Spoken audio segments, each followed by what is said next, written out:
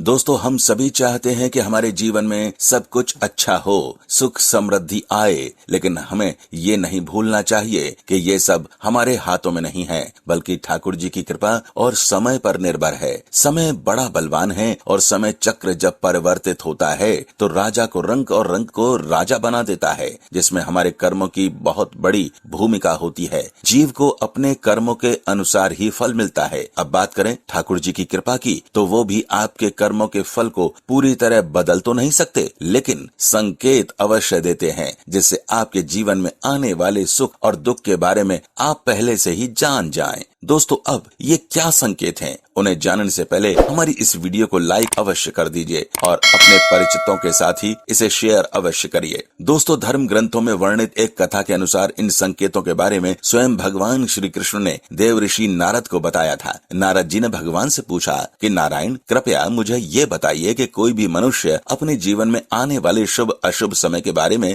पहले से ही कैसे जान सकता है। तब भगवान श्री कृष्ण ने उत्तर दिया, देव ऋषि, मैं स्वयं मनुष्य को समय परिवर्तित होने से पहले ही कुछ संकेत पशु पक्षियों, छोटे बच्चों और अपने भक्तों द्वारा पहुंचाता हूं, जिन्हें ज्ञानी मनुष्य तो समझ लेते हैं, लेकिन अज्ञानी मनुष्य उनसे अनभिज्ञ रहते हैं। प्रभु ने बताया कि पहला संकेत ये है कि जब किसी मनुष्य की आंखें ब्रह्म मुहूर्त में अक्सर खुलने लगती हैं और उसे ईश्वर का स्मरण स्वतः ही होने लगता है, या फिर ऐसा प्रतीत होने लगता है उन्हें कोई किसी अन्य दिशा की ओर ले जा रहा है, तब उस मनुष्य को समझ लेना चाहिए कि आने वाला समय उनके लिए भाग्य के द्वार खोलने वाला है और उन्हें कामयाबी की नई राहें मिलने वाली हैं। ऐसे समय में मैं स्वयं मनुष्यों की सहायता करता हूँ। दोस्तों, अगर आपने भी अपने जीवन में ऐसा बदलाव महसूस किया है तो हमें नीचे कमेंट करके जरूर बताइए। इसके बाद श्री कृष्ण ने दूसरा संकेत बताया, जब कोई मनुष्य स्वतः प्रसन्न रहने लगता है या फिर उसके चेहरे पर हर वक्त मुस्कान दिखाई दे, ऐसा मनुष्य जब अपने क्रोध पर विजय प्राप्त कर लेता है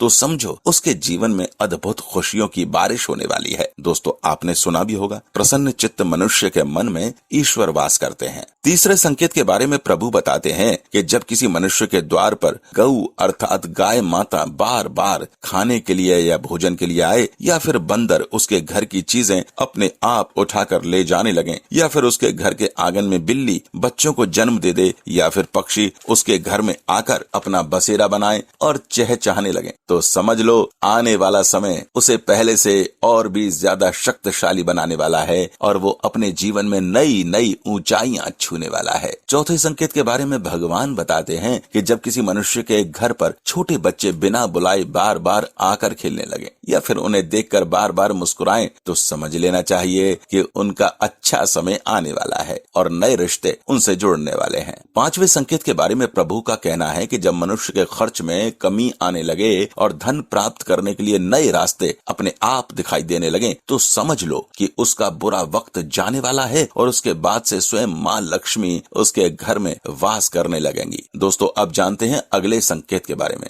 जब भी कोई मनुष्य पूजा की थाली लिए हुए भगवान की आरती कर रहा हो और उसे ऐसा प्रतीत हो कि उसे देखकर भगवान की मूर्ति मुस्कुरा रही है या फिर उसके घर में अतिथियों का आगमन हुआ है, तो उसे समझ लेना चाहिए कि उसका अच्छा समय अब शुरू होने वाला है। इसके अलावा जब किसी महिला का बायां अंग और पुरुष का दाहिना अंग फड़के, तो ये भी उसके शुभ समय का आगमन इशारा कर रहा है। सातवें संकेत के बारे में भगवान श्री कृष्ण बताते हैं कि जब कोई मनुष्य सुबह सुबह किसी शुभ कार्य के लिए घर से निकलता है और रास्ते में उसे गौ माता के दर्शन हो जाएं या फिर साधु संत का आशीर्वाद मिल जाए, तो ऐसे में उस मनुष्य को समझ जाना चाहिए कि वह जिस काम को करने के लिए घर से निकला है वो सफल होने वाला है। अंत में भगवान श्री कृष्ण कहते हैं, हे नारद, इन सब के अलावा जब किसी मनुष्य को संध्या के समय जौ या फिर दूध से भरा पात्र अथवा मिठाई किसी के द्वारा प्राप्त हो जाए, तब भी उसे समझ लेना चाहिए कि अब उसका भाग्य खुलने वाला है। तो दोस्तों, ये थे वो संकेत जिन्हें जानकर या महसूस करके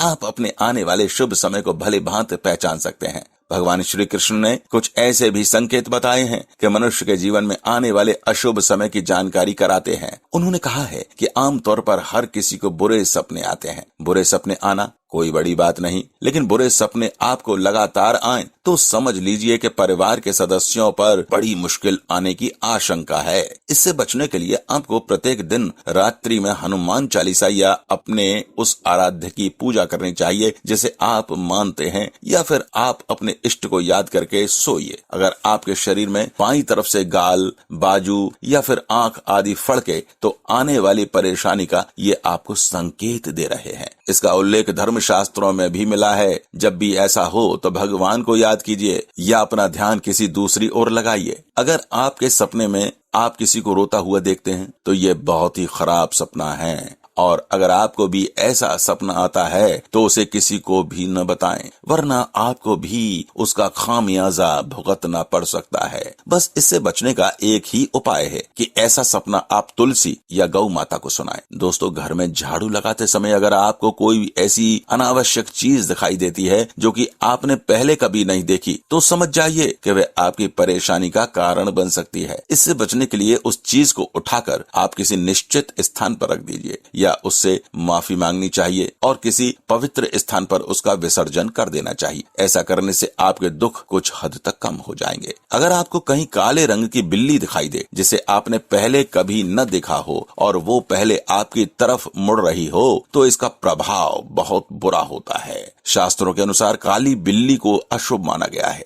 इसलिए अगर वो काली बिल्ली आपको घूर कर डराने की कोशिश करे तो समझ जाना चाहिए कि आप पर कोई बुरी मुसीबत आने वाली है। इससे बचने के लिए बिल्ली की आंख की ओर बिना देखे उसे भगा दीजिए और ईश्वर से अपने परिवार की सुख समृद्धि की कामना कीजिए। शास्त्रों में लिखा है कि छिपकली अच्छे और बुरे दिनों के वक्त का एक संकेत देती है। अगर आपके घर में दो छिपकलियां लड़ते लड़ते अचानक गायब हो जाएं तो ये बुरे समय का संकेत है। तो अगर आपको कभी दो छिपकलियां लड़ते हुए दिखाई दें तो उन्हें फौरन हटा दीजिए। दोस्तों, ये वो संकेत हैं जो आपके जीवन में बड़े परिवर्तन ला सकते हैं। दोस्तों, आपको ये वीडियो कैसा लगा हमें कमेंट्स बॉक्स में जाकर जरूर बताइए।